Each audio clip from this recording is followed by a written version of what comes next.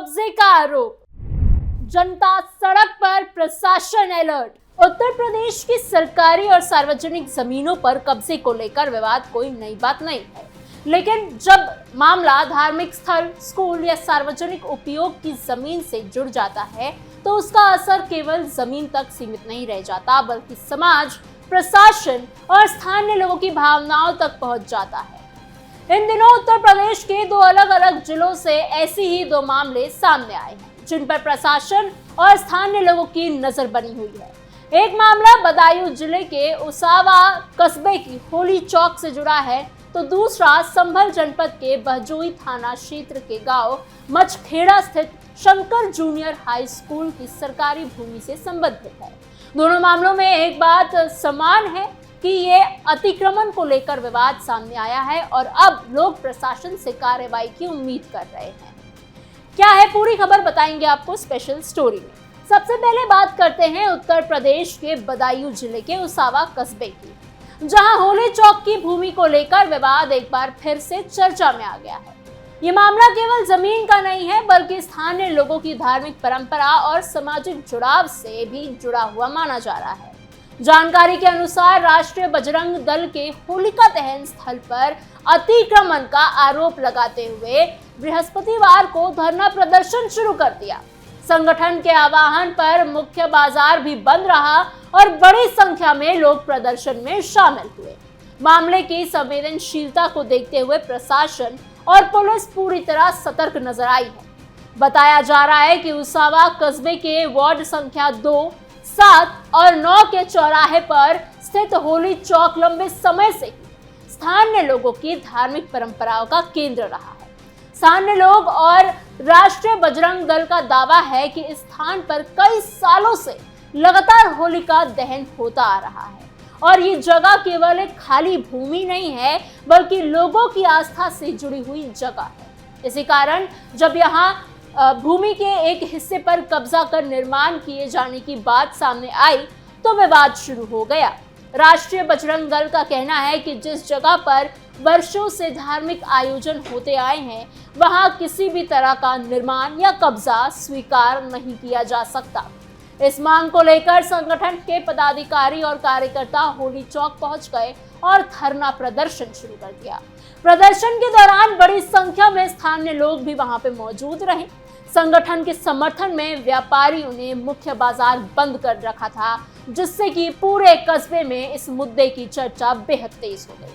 धरने में शामिल लोगों की मांग थी कि प्रशासन तुरंत हस्तक्षेप करे, इंटरफेयर करे, भूमि की वास्तविक स्थिति को क्लियर आउट करे और अगर किसी तरह का अवैध कब्जा हुआ है तो उसे वहां से हटाया जाए।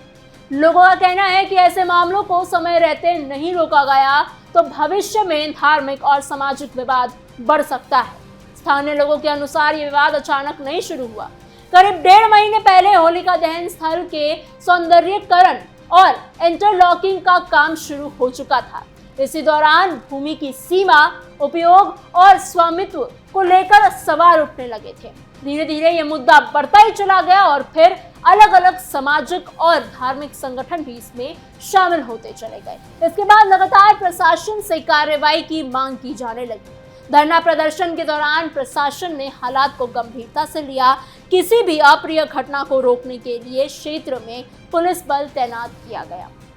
प्रशासनिक अधिकारी भी लगातार स्थिति पर नजर बनाए हुए हैं। अधिकारियों का कहना है कि मामले से जुड़े सभी अभिलेख, राजस्व रिकॉर्ड और जमीन के दस्तावेज की जांच की जाएगी और उसी आधार पर आगे निर्णय लिया जाएगा। फिलहाल होली चौक का विवाद पूरे कस्बे में चर्चा का विषय बना हुआ है। एक ओर संगठन अतिक्रमण हटाने की मांग पर अड़ा हुआ है, तो दूसरी ओर प्रशासन जांच पूरी होने तक किसी भी निष्कर्ष पर पहुंचने से बच रहा है। ऐसे में अब सभी की नजर प्रशासन के अगले कदम पर टिकी हुई है। शिक्षा की जमीन पर अतिक्रमण, सरकारी संपत्ति पर प्रशासन सख्त। अब बात करते हैं ऐसे ही एक दूसरे मामले की, जो संभल जनपद के बहजोई थाना क्षेत्र के गांव मचखेड़ा से जुड़ा हुआ है। ये मामला धार्मिक स्थल का नहीं है, बल्कि शिक्षा और सरकारी संपत्ति से जुड़ा हुआ है। जानकारी के अनुसार गांव मचखेड़ा स्थित शंकर जूनियर हाई स्कूल की लगभग 4 बीघा सरकारी भूमि पर कुछ लोगों ने अवैध कब्जा किया गया था। ये मामला तब सामने आया जब स्कूल के प्रिंसिपल विनोद कुमार ने जिला अधिकारी को लिखित शिकायत दी। अपनी शिकायत में उन्होंने मांग की कि स्कूल की भूमि को कब्जा मुक्त कराई जाए और अगर किसी ने सरकारी जमीन पर अवैध रूप से कब्जा किया है तो उसके खिलाफ कार्रवाई की जाए। प्रिंसिपल की शिकायत मिलने के बाद जिलाधिकारी ने मामले को गंभीरता से लिया और जांच के आदेश जारी कर दिए हैं। इसके तहत 3 सदस्यीय जांच टीम बैठाई गई है। इस टीम में राजस्व विभाग के अधिकारियों को शामिल किया गया है ताकि मामले की निष्पक्ष जांच हो सके। जांच प्रक्रिया के तहत नायब तहसीलदार और संबंधित लेखपाल मौके पर पहुंचे और उन्होंने जमीन से जुड़े अभिलेखों की जांच शुरू की। साथ ही भूमि की पैमाइश और दूसरी जरूरी जांच भी की जा रही है ताकि ये स्पष्ट हो सके कि जमीन की वास्तविक स्थिति आखिर क्या है। कहीं सरकारी भूमि पर अवैध कब्जा तो नहीं किया गया। चंदौसी की एसडीएम नीतू रानी ने भी इस मामले पर बयान दिया है। उनका कहना है कि जांच पूरी तरह से निष्पक्ष और पारदर्शी तरीके से कराई जा रही है।